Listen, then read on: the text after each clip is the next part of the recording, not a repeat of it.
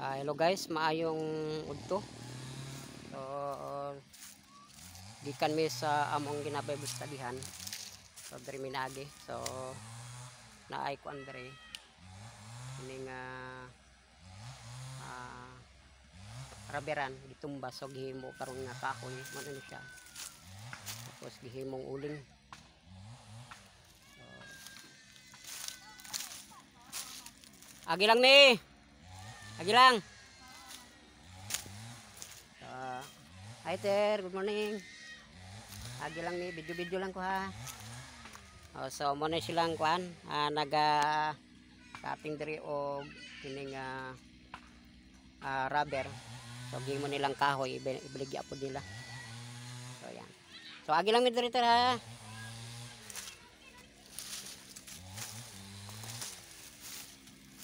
So pila na mo kaadlaw diri? 1 week na kamo. 1 week. So man siya 1 week na diri mga guys oh.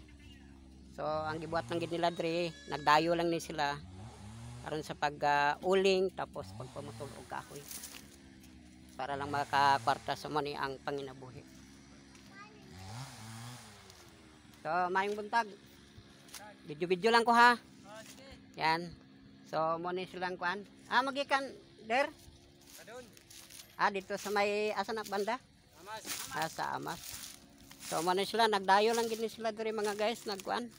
Nagputol og unsa ni? Kahoy para lang makakita og kwarta. So mo ni ang nindot nga panginabuhi. Kanang gipatuluan gyud og unsa gani ni? Singot man no. Unsay tribo na to, bro? Muslim. Muslim. So kami pod ang tribo namo Manobo. Manobo. So nag-Bible study mi diha ba. Seventh Adventist man mi. So yan sir no. God bless sa inyo. God bless kay ako nang gisadya nga video pa para artist. Basta ma-viral day. Thank you.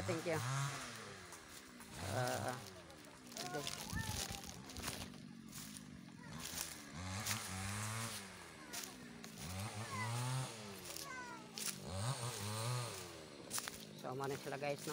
Morning. Yan, so skin sila, gikan pa ni sila sa Amas. Yan, nagdayo lang gid sila diri sa pagputol og kahoy. So tagpila po lang isa ni.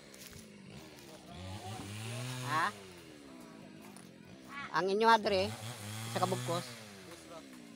So mo ni guys oh.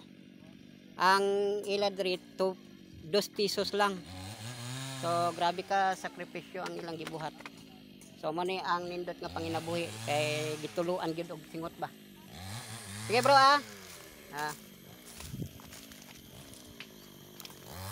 So daghan kahit daghang mga katawhan mga guys na nasa kahirapan no. So yan.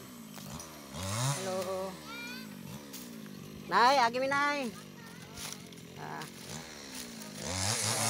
Grabe din.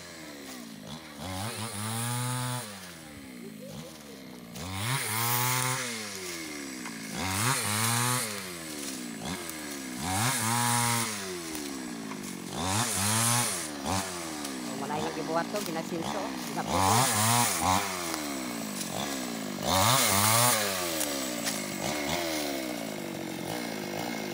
video lang bro para tututukan bro. So mo ni ilang panginabuhi diri mga guys. Yan naputol pagkaw